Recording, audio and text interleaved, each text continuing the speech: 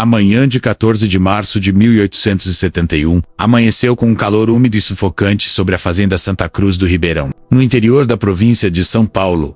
O céu carregado prometia tempestade, mas nada presagiava a tragédia que mancharia aquela terra vermelha de sangue antes do anoitecer. Naquele dia, o coronel Augusto Rodrigues de Bragança, senhor de terras e escravos, homem temido em toda a região por sua crueldade e temperamento explosivo, tomaria uma decisão que ecoaria pelos anais da história como um dos episódios mais perturbadores do Brasil escravista. O coronel tinha 53 anos, ombros largos de quem domava cavalos bravios, mãos calejadas que já haviam empunhado açoite e rifle com a mesma naturalidade. Seu bigode espesso, grisalho nas pontas, emoldurava uma boca acostumada a dar ordens que não admitiam réplica. Os olhos, pequenos e penetrantes, como os de um gavião, carregavam aquela frieza particular dos homens, que aprenderam a ver outros seres humanos como propriedade, como gado, como números em um livro de contabilidade. Ele havia construído seu império sobre os corpos vergados de centenas de africanos e seus descendentes. E naquela manhã, arruinado pelas dívidas do jogo e pela queda vertiginosa dos preços do café, decidira liquidar seus últimos bens de valor. A notícia do leilão havia se espalhado como fogo em palha seca. Fazendeiros, comerciantes e curiosos viriam de léguas de distância, atraídos não pela mercadoria humana à venda, menos. Isso era comum demais para provocar interesse, mas pelo boato extraordinário que circulava em cochichos nervosos, o coronel colocaria sua própria esposa no leilão, ao lado de suas últimas 8 escravas.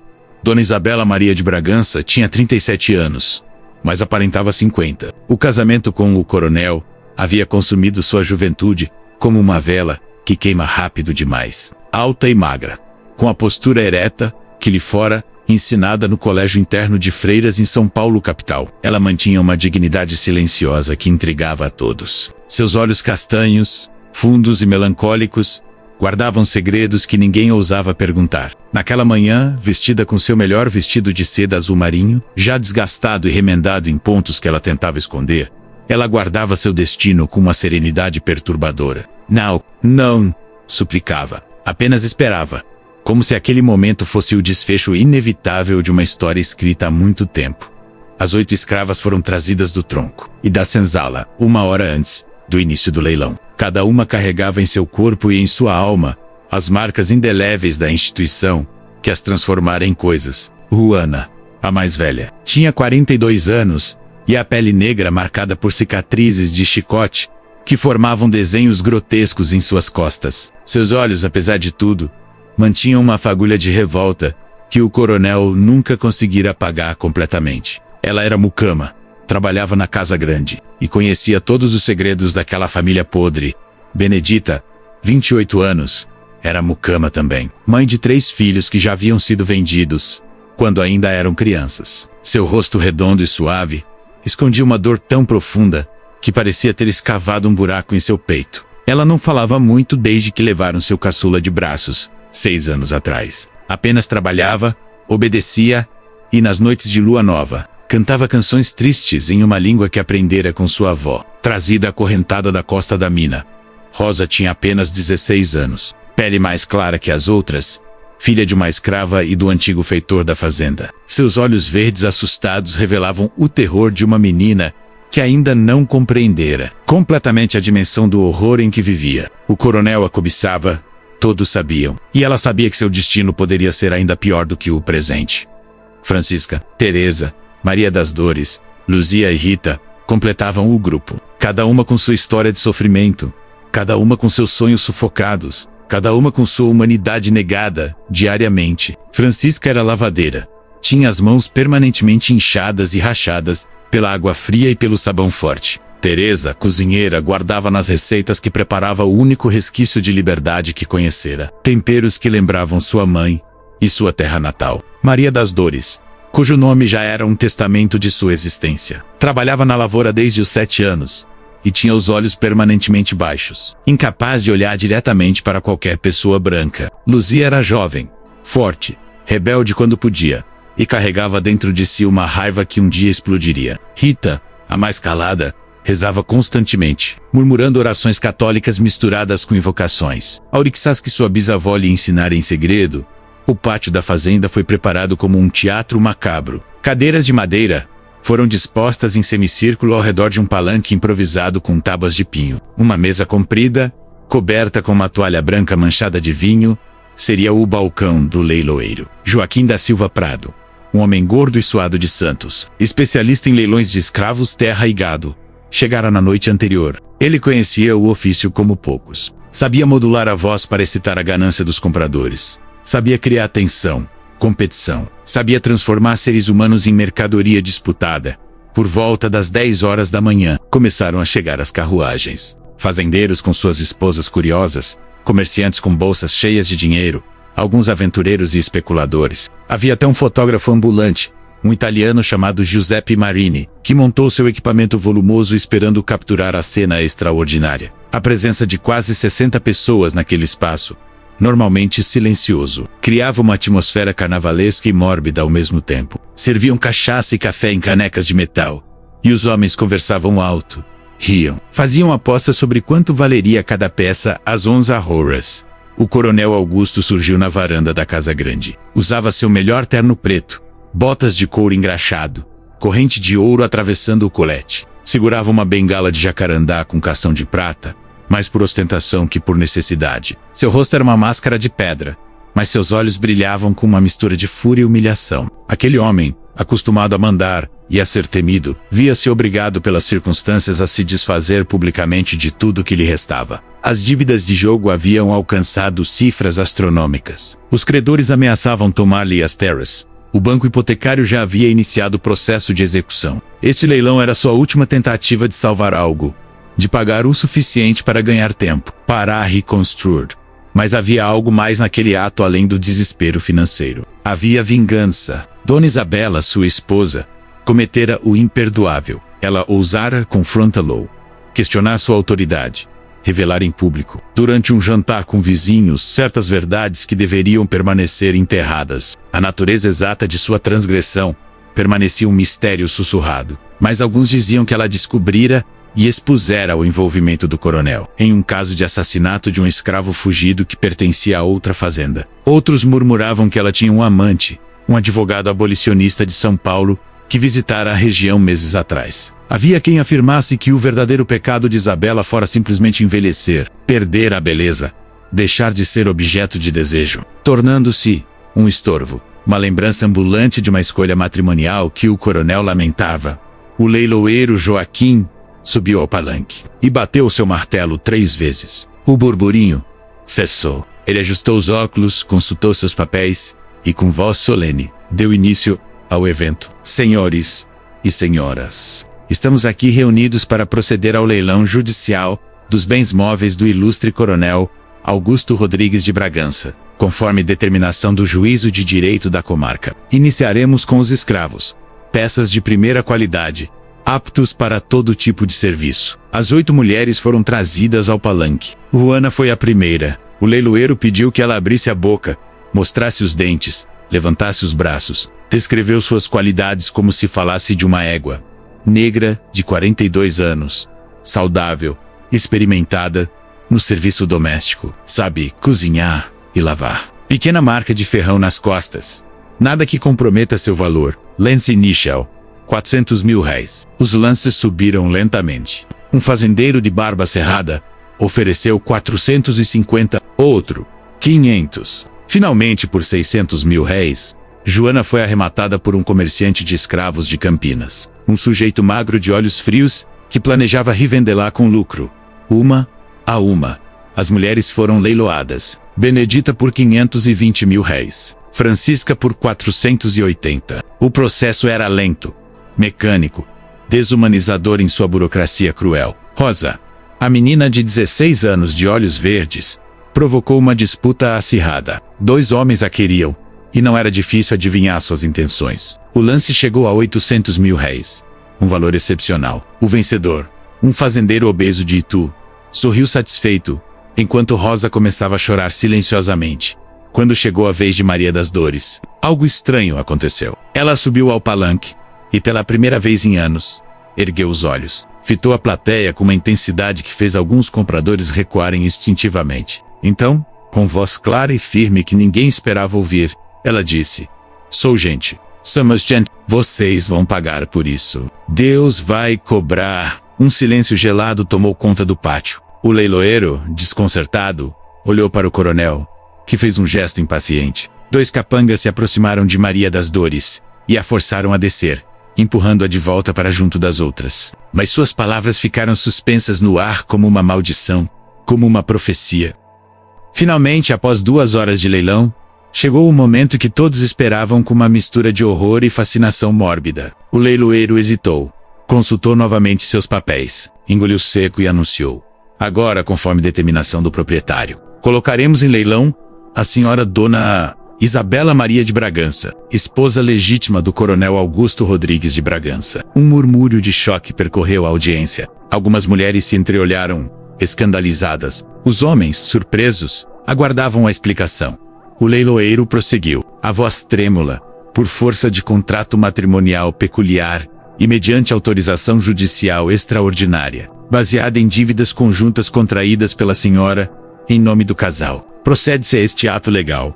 Embora inusitado, a senhora será transferida, com todos os seus pertences pessoais, ao arrematante que oferecer o maior lance. Era uma farsa jurídica, todos sabiam. Mas naquele Brasil escravista, onde as leis eram moldadas aos interesses dos poderosos, onde juízes eram comprados e advogados fabricavam jurisprudências convenientes, até o absurdo poderia ser revestido de legalidade. Na verdade, aquilo era impossível sob qualquer interpretação honesta da lei. Mas quem ousaria desafiar um coronel?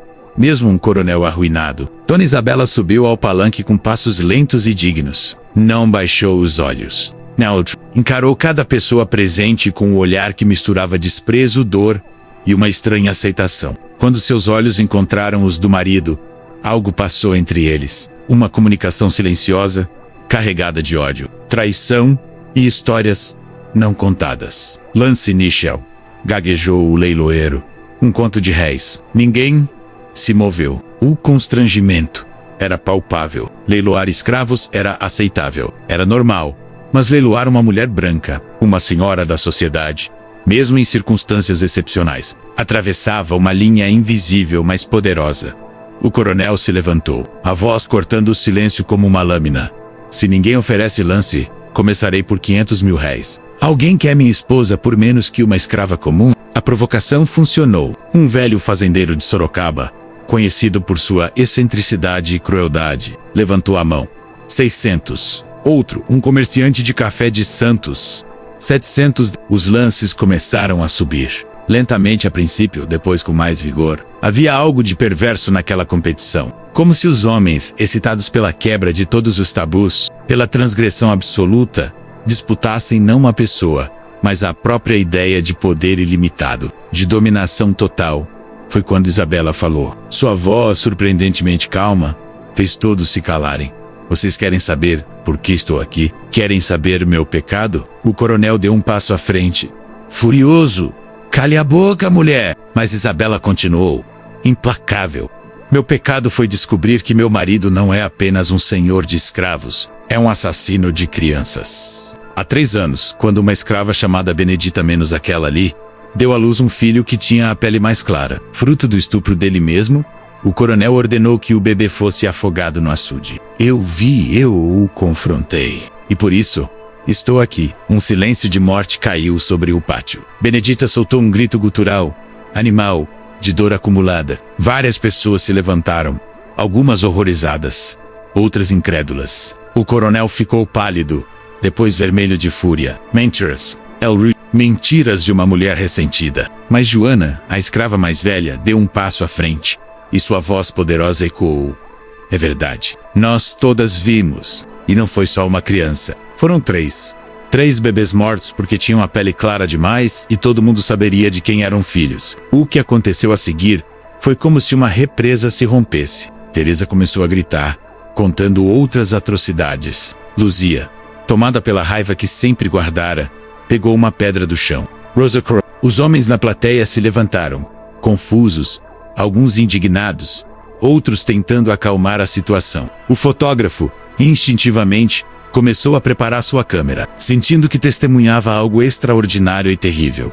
O coronel, sentindo o controle escapar completamente, fez um gesto para seus capangas. Eram 6 homens armados, feitores brutais acostumados a reprimir qualquer sinal de rebelião. Eles avançaram em direção às mulheres, açoites e garrotes em punho. Foi quando Luzia atirou a pedra. Ela voou pelo ar em um arco perfeito e atingiu o coronel na têmpora. Ele cambaleou, levou a mão à cabeça, olhou para o sangue em seus dedos com expressão de incredulidade. Por um instante, tudo pareceu congelar. Então, o inferno se desencadeou. Um dos capangas disparou sua arma. O tiro atingiu Luzia no peito, jogando-a para trás. Benedita gritou e se lançou sobre o atirador, arranhando-lhe o rosto. Outro capanga a golpeou com um pedaço de madeira. Joana correu em direção ao coronel, as mãos estendidas como garras. Ele sacou seu revólver e disparou 3 vezes, 2 balas errando, a terceira acertando o ombro dela. O pânico tomou conta da plateia. Mulheres gritavam. Homens corriam em todas as direções. Alguns tentavam intervir, outros procuravam abrigo. O leiloeiro caiu da mesa, pisoteado na confusão. Uma das carruagens foi derrubada quando os cavalos empinaram assustados com os disparos. Isabela, no palanque, observava tudo com uma expressão de transe. Então, lentamente, ela desceu e caminhou em direção ao marido. Ele, com um rosto ensanguentado, o revólver ainda fumegante na mão, a viu se aproximar. Isabela, ela clamou, mas não conseguiu terminar. Ela pegou o candelabro de prata da mesa do leilão e, com uma força que ninguém imaginaria que ela possuísse, golpeou na cabeça. O coronel caiu de joelhos, atordoado. Ela golpeou novamente. E cada golpe era por todos os anos de humilhação, por todas as crianças mortas, por todas as mulheres violentadas, por toda a crueldade normalizada e tolerada. Os capangas, vendo seu patrão sendo atacado, voltaram suas armas para ela. Dispararam. Isabela caiu sobre o corpo do marido, seu vestido ultramarino agora manchado de vermelho. O massacre durou menos de 15 minutos, mas pareceu uma eternidade. Quando o silêncio finalmente desceu, 7 pessoas estavam mortas. Luzia, Benedita, Maria das Dores, Rita, 2 capangas mortos pelos próprios companheiros no fogo cruzado, e Isabela. O coronel agonizava, o crânio fraturado. Ele morreria 2 horas depois, sem recuperar a consciência. 3 escravas haviam escapado na confusão, correndo para a mata. Nunca foram encontradas. Joana, gravemente ferida, sobreviveu e foi posteriormente libertada por um abolicionista que ouviu sua história. Ela viveu até os 72 anos e passou o resto da vida contando o que vira, tornando-se uma figura importante no movimento abolicionista paulista. Fotógrafo Giuseppe Marini conseguiu capturar uma única imagem antes de fugir. A fotografia borrada e fantasmagórica mostra o palanque, os corpos no chão, a fumaça dos disparos ainda visível no ar. Ela foi publicada em um jornal abolicionista do Rio de Janeiro, causando escândalo. As autoridades tentaram suprimir a história, mas ela se espalhou, tornando-se um símbolo da brutalidade do sistema escravista. O massacre da fazenda Santa Cruz do Ribeirão, como ficou conhecido, nunca foi adequadamente investigado. O relatório oficial atribuiu as mortes a um motim de escravos que fugiu ao controle. Nenhum dos compradores presentes foi responsabilizado. Nenhum dos capangas sobreviventes foi julgado. A fazenda foi leiloada meses depois para pagar dívidas, e um novo proprietário assumiu, mantendo o sistema de trabalho escravo até 1888. Mas a história não foi esquecida. Ela circulou em saraus abolicionistas. Foi mencionada em discursos inflamados de José do Patrocínio e Joaquim Nabuco. Tornou-se parte do arsenal argumentativo daqueles que lutavam pelo fim da escravidão. Dona Isabela foi transformada em heroína por alguns, em louca por outros. As escravas mortas tiveram seus nomes preservados pela memória oral, transmitidos de geração em geração nas comunidades quilombolas da região. Hoje, 150 anos depois, o local da fazenda é uma pequena cidade, onde ficava o pátio do leilão. Há agora uma praça com árvores centenárias e um monumento de pedra, erigido na década de 1980, com os nomes das vítimas: Joana, Benedita, Francisca Teresa, Maria das Dores, Luzia Rita, Rosa, Isabela Maria. 9 mulheres que, de maneiras diferentes, foram vítimas do mesmo sistema de opressão. A história do coronel que leiloou a própria esposa junto com 8 escravas nos confronta com verdades desconfortáveis sobre nosso passado. Ela expõe a intersecção brutal entre patriarcado e escravidão. Mostra como o poder absoluto corrompe absolutamente. Revela que a violência sistêmica eventualmente se volta contra seus próprios criadores. O coronel, símbolo do poder colonial e escravista, acreditava que poderia controlar tudo e todos, que poderia transformar seres humanos em mercadoria, que poderia humilhar sua esposa sem consequências. Ele estava errado. Mas a tragédia real não é apenas individual.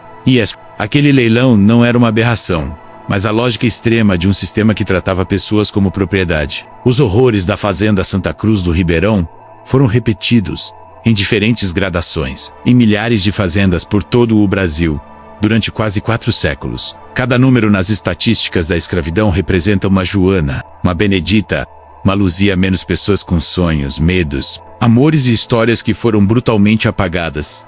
Isabela, apesar de sua condição de mulher branca e livre, também era prisioneira daquele sistema. Seu ato final de rebelião custou-lhe a vida, mas quebrou o silêncio que protegia os crimes de seu marido. Ela escolheu a dignidade sobre a sobrevivência, a verdade sobre a conveniência. Não podemos romantizar sua tragédia, mas podemos reconhecer sua coragem. As 3 mulheres que escaparam e nunca foram encontradas, Francisca, Teresa e Rosa, representam algo essencial: a resistência, a recusa em aceitar o destino imposto, a fuga literal e simbólica. Suas histórias subsequentes permanecem mistério, mas sua sobrevivência foi, em si mesma, um ato de rebeldia. O massacre não mudou imediatamente nada. A escravidão continuou por mais de 17 anos. Mas cada história de resistência, cada ato de rebelião, cada momento em que a humanidade negada se afirmou, contribuiu para a erosão moral e política da instituição escravista. O horror daquele dia, em março de 1871, juntou-se a milhares de outros horrores documentados e não documentados, construindo a pressão que eventualmente racharia o sistema.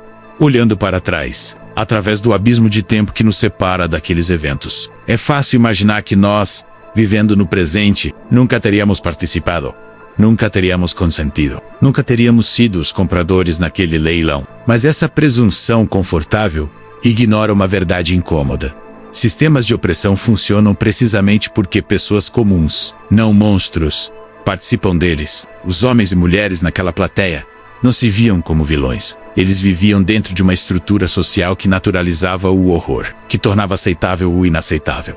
A pergunta que nos persegue é: que estruturas hoje naturalizamos? Que injustiças consideramos normais? Que Joanas, Beneditas e Luzias contemporâneas sofrem enquanto desviamos o olhar? O passado não é apenas um museu de horrores superados. É um espelho que reflete nossas falhas presentes. Um aviso sobre como a desigualdade estrutural pode nos desumanizar a todos. A história do coronel e das 9 mulheres permanece relevante, não porque é excepcional, mas porque é exemplar. Ela condensa, em um episódio dramático, a essência de um sistema muito maior: a transformação de pessoas em mercadoria. A violência como ferramenta de controle, a resistência como necessidade vital, o colapso catastrófico quando a opressão excede todos os limites. Quando visitamos aquela praça hoje, quando lemos os nomes no monumento de pedra, somos confrontados com uma responsabilidade: a de lembrar não apenas o horror, mas as pessoas que o viveram. A de reconhecer que nossa sociedade foi construída sobre essa violência e ainda carrega suas cicatrizes. A de entender que a justiça adiada é justiça negada e que as dívidas históricas não se dissolvem com o tempo, apenas se acumulam, exigindo reconhecimento e reparação. Joana, Benedita, Francisca, Teresa, Maria das Dores, Luzia, Rita, Rosa e Isabela Maria. 9 nomes. 9 histórias que nos ensinam que a dignidade humana não pode ser leiloada, que a resistência é possível mesmo diante do poder absoluto, e que o preço da liberdade é frequentemente pago em sangue por aqueles que mais a valorizam, porque mais lhes foi negada. O sol que se pôs sobre a fazenda Santa Cruz do Ribeirão em 14 de março de 1871 projetou sombras longas sobre a terra encharcada de sangue. Aquelas sombras ainda nos alcançam, atravessando gerações, lembrando-nos de que o passado não está morto, menos nem sequer é passado. Ele vive em cada desigualdade não corrigida, em cada injustiça tolerada, em cada vez que escolhemos o conforto da ignorância sobre a dificuldade da verdade. A história acabou naquele dia, mas suas perguntas permanecem. E cabe a nós, herdeiros desse passado terrível e complexo, decidi que respostas daremos.